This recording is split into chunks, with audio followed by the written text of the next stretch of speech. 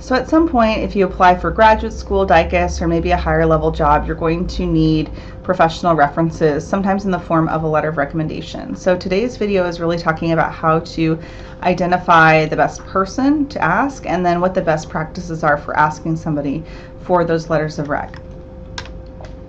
So in the context of DICAS, typically you're going to need 2 faculty references. Some internships will have a different ratio. They might say, you know, they want 1 faculty, 1 supervisor, and then 1 something else, like a volunteer coordinator, or maybe somebody related to like a clinical experience. It really depends, but almost all of them are going to require at least 1 faculty reference, usually 2.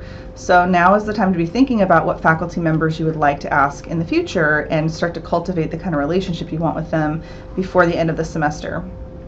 You're also typically going to be asked for supervisors to provide references, and this could be at any workplace. If you worked at Macy's, if you worked at the Froyo shop, or if you're in a clinical setting, really supervisors are important because they can talk about your professionalism and work ethic, and it's better to have a supervisor who knows you well, who may not be nutrition related, than have somebody that is nutrition related who may not write a very strong recommendation or doesn't have very much to say about you.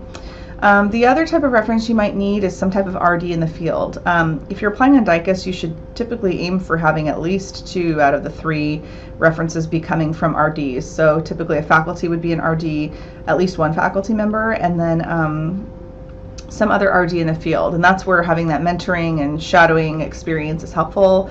You know, maybe going to like the Dietetics Association events is helpful. It's not absolutely essential, but it really is a nice thing to have in your application. So if you work in a hospital and you don't know the dietitian very well, that would be a good thing to try to make connections if you can. For different jobs too, it really may just be your immediate supervisor, and then that's it's kind of decided for you. One thing to note is if you're applying for different internships, you're allowed to put as many different references into the DICAS portal as you want, and then you basically attach them to your different applications. If you had 1 for Long Beach and 1 for Pomona, you could attach different references depending on what they're looking for. So first I'm going to talk about how to get a weak letter of recommendation, because this is what I hear a lot of students do, and I do not want to see that happen to you. The first one is to ask at the last minute. If you're applying to graduate school, some references might be due this fall, so you should be asking now. I find that students who wait till after the winter break and ask me for a reference a couple weeks before DICAS don't always get people to say yes to them. In fact, sometimes people will say no, it's too soon, or I have too many that I'm writing for. So don't ask at the last minute. You should not ask for a letter of rec for a professor that you have never spent any time in person with, unless you had a really engaging online class. So I recommend that you at least go to their office hours 1 time, so that they know who you are and you know, are aware of who you are. Because sometimes people will send an email to the professor and they don't actually know who you are. They haven't ever had a personal conversation with you, and most letters in the recommendation section will say how they know you and how well, so you want them to at least say that they've met with you at some point. If you send an email to ask for that letter and it's sloppy or has typos, that does not bode well for the kind of recommendation you'll get. If you have a faculty member that you had a bad experience with, maybe you got like a C or lower in the class, you shouldn't ask them to be a reference. They will typically write about how you performed in their class. And so think about that. I once had a student, very kind student, but I had to write them up for academic dishonesty, and then a year later they asked me to be a reference, and you know, I had to decline because I said, look, I don't feel ethically comfortable writing a reference for you when I know it's not going to be positive. So you know, consider that, what your experiences have been with the faculty. What is their perception of you? And also, it's ideal if you actually know the faculty, have asked a little bit about them, as opposed to the only time they've ever talked to you is when you ask them for a letter of rec. When should you request them? At least a month in advance. I think 2 is best. My rule of thumb for students that are applying for DICAS is to ask before winter break. I do all my letters over the break so that when I come back for spring semester I don't have any more to do, and if students are stragglers, it'll really depend on my load in terms of how many letters I'm able to write. Especially as DPD director, I get asked to do a lot of alumni letters as well, so I have to kind of prioritize based on when people ask me. Ideally, you would do it during office hours in person, because the best scenario is for a professor to actually see you in person, know you, and have talked to you a little bit about, what you're looking for, what your goals are. If you can't, then sending a very polite email would be okay. The best time too is to wait until after the semester is over, towards, like I said, the end of the semester. That way the grades are in and the professor can actually have a sense of how you've done in the class. I do not recommend coming up to a faculty member right before class or right after class. I know that's the time when you see them, but it's usually, for me personally, it's kind of a stressful time because I'm trying to get the computer set up. I have students coming in asking logistical, technical questions about the course. I might be going right to another class after. Occasionally I've had classes stacked. And so I would try to ask a faculty member when there's not a busy time. Maybe if there's like a casual break in the class for a while and you can talk.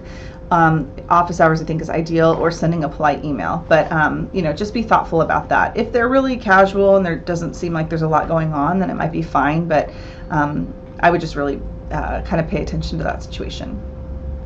So how should you request? Like I said, in person is always best. Ideally when somebody doesn't look obviously busy. If someone is plugging something in, that's not a good time to ask. You really want their full attention. I think it's important to tell somebody why you're asking them specifically. So if you're going to write an email to a professor, saying, I'm asking you because I, really appreciated XYZ about your class. I felt like I did well and showed that I could, lead a group project and give a good oral presentation, and I thought you'd be somebody that could write about that for me.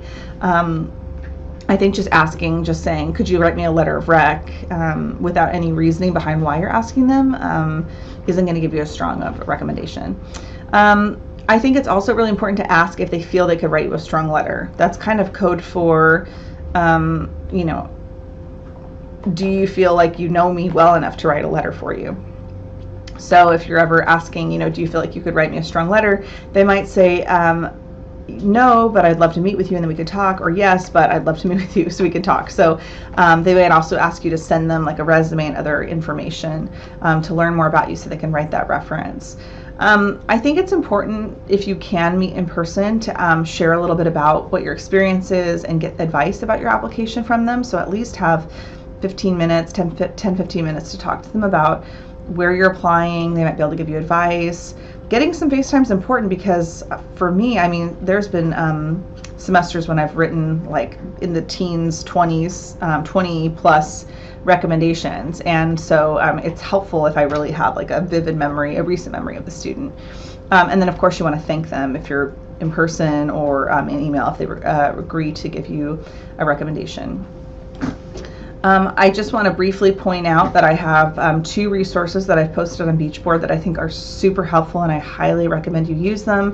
One is a student summary sheet. You fill this out, you put your photo, you tell the person, you write what you think your main strengths and weaknesses are, and this sheet is very much formatted to help people that are writing lots of recommendations like faculty, because it gives the deadlines, and that way there's not a huge long email train. It's much simpler if I have one email with all the information.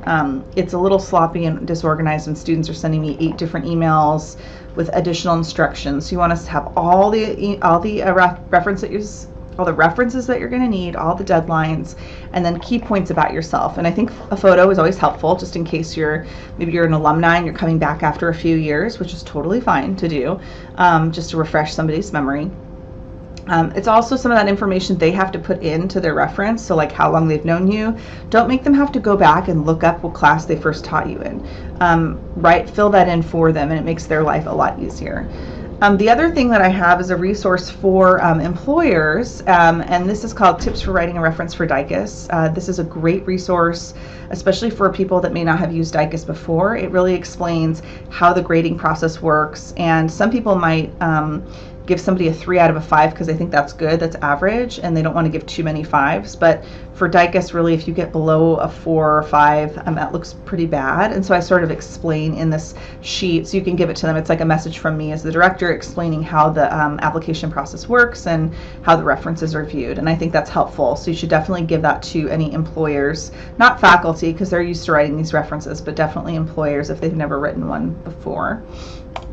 All right, finally, I'm going to show you a little bit about what DICAS actually looks like so you can see what your references are going to be interfacing with. You can see here there's kind of a section where you have to fill out, it's just a checkbox in terms of outstanding to unsatisfactory of these different items. And it actually has like a 1 through 5. You can't see it here. And then they'll be rating you on your nutrition content, you know, food service management. Some things they might say, okay, I didn't observe that, I can't really write about it. But they're looking at communication skills and all these interpersonal skills. So that said, you should look through these and see what are the things that you think are most important that they should know about you. Or if you feel like they don't know some of these aspects of you, mention, you know, I've gotten A's in all my food service classes, or I've done this food service project. Or maybe just talking about maybe some of your top skills so that they can be sure that they include that. You can see at the top we have to say how long we've known you, our relationship to you. So if you help us with that number of months or years, that's very helpful. We also have only 2 text boxes. So when we talk about letters of rec, for graduate school, it's usually a letter of rec. Some of them are moving towards forms like DICAS is. In DICAS, it's just the checklist I showed you, and then it's two boxes. It's a strengths and weakness box and an areas of improvement box. And different people are going to write things different ways, but I have in that worksheet that I gave you guys something that has strengths and weaknesses and areas for improvement, so you can tell the faculty or the reference what those are, and they can fill them in as opposed to trying to come up with them themselves. I think it's really important that whatever your weaknesses or areas of improvement are, that you're actively showing how you're you know, trying to improve upon those. So anyway, I think hopefully this is helpful just to get a sense of you know, what they're looking for. Other things that I tell folks, it's fine to use bullet points in online DICAS system if they want to. You really want an outstanding equivalency or outstanding evaluations on most items, or just not observed if they don't know. And I kind of explain what areas of improvement means. So again, I would really share that once you ask somebody to be your reference, share that little worksheet or that form that I developed, because students have said that their references have found it helpful. I'm not going to read these, but these are some sample letters that you could send to a professor or a supervisor. The main thing I want to point out is that a deadline is in here. You need to tell people a deadline, and if you say January 15th and they get it to you on January 15th, they have met your deadline. It's fine for you to send a little reminder. I think that's appropriate. You know, say, you know, oh, you know, thank you so much for writing the letter. This is just a friendly reminder that I'm hoping to receive it from you by February 7th. You can send that about a week before, and of course follow up if you don't hear from them. But you should not be badgering somebody. If you ask 2 months in advance, they may wait all the way until that deadline, and that's fine. So you should only set a deadline that you're comfortable with. So if you want everything submitted by November 15th and it's really due December 1st, then you need to set the deadline earlier to make sure that you're not waiting on a reference. A couple final things. You should not be surprised if a reference tells you to write the letter for them. That's actually pretty common, and students come to me often and are like, this really weirds me out, I don't know what to do about this. You know, typically this is sort of the reference's way of saying, you know, of making sure that they're able to address all the most important things for you. It also might be a way for them to save time, where they want you to format it exactly, you know, how the graduate program or DICAS might want it. So putting things in bullets, or, you know, addressing certain things. Different programs might say, oh, I really want to know about your experience with public health, or I really want to know about your clinical experience. So if you kind of outline those things for the reference, then they can put it in the letter and kind of address those key points. So just be aware that that can happen, and, you know, if you feel uncomfortable about that, you know, of course you can discuss it with them, but typically I just sort of see it more as an outline. They ultimately have to sign their name to it. They often will edit it, but I think having the infrastructure of like the main key points and formatting the letter the way that the graduate program or DICAS or the job is looking for is really helpful to them. So busy people might ask this for you. Don't be surprised if they don't want to share the letter with you in advance. You know, it's totally that person's prerogative to share it or not share it. There is a section when you apply for graduate programs where you can give permission to release the letters and not be able to see them.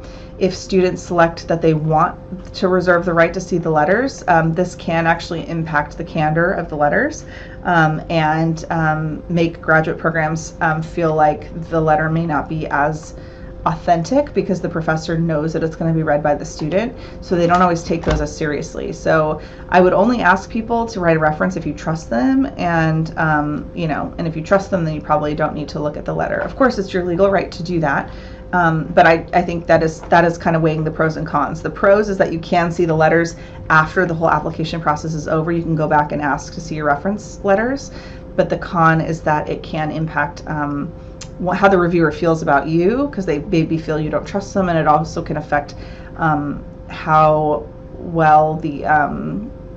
credible the reference is perceived. And again, don't be surprised if you have to give people nudges, like remind people. Some people will forget the whole deadline. So, then very next day, say, I was hoping to receive it by this date. Could you let me know what's happening? Unfortunately, I've had situations where students had somebody just completely bail. Either they got sick, they quit their job, they ghosted, and so you want to really stay on top of those deadlines. So I have a little sample script for you that you can use if you're trying to follow up with people politely. As always, remember your formal greetings, dear Dr. So-and-so, Professor so-and-so, Mr. and Mrs.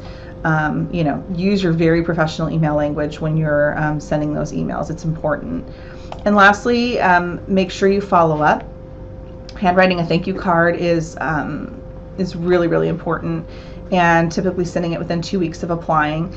If you can't write a card or you don't want to, I think sending an email thanking them is nice too. But when I talk to other professionals, I think they appreciate a card, especially because sometimes it takes 20 or 30 minutes to write some of those graduate school letters. And so I think acknowledging that someone has spent that time for you is nice. You should absolutely tell them what the outcome of the application was. If you don't get matched, fine, let them know. If you get matched, let them know.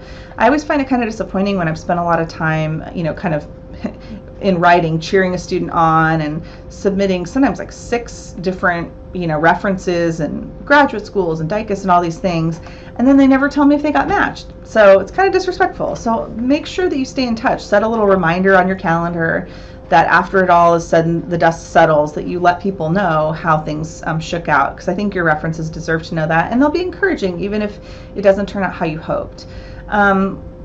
And also be sure to acknowledge your references in any way possible. If you have a great employer or supervisor who's been a reference for you, make sure that you obviously thank them. But if you have situations when you can nominate them for, the Young Dietitian of the Year or Employee of the Month at your job. Sometimes there are like faculty awards or other types of recognition. Anytime you can recognize people, you should, because it's kind, and I think it also is a nice way to acknowledge when people spend time helping you. All right, so that's about it. Just remember, think long term, and if you are planning maybe to graduate and you're going to need to come back and ask somebody to be a reference later, just keep in touch like every 6 months to a year and just say, hey. It's not weird at all to me when people come back and say, hey, would you be a reference for me? If I've heard from them, at least once a year, then I think that's fine. And I like hearing what students are up to, even if it takes them a few years to kind of get back into the graduate world. And if you're going to reapply, make sure you check again before the second round of applications, because sometimes you might want them to update their reference. So the rule of thumb is if you're applying on DICAS before the holidays, you should definitely have already asked for people to be references for you. All right, that's all I got. I hope you have a wonderful day. Bye.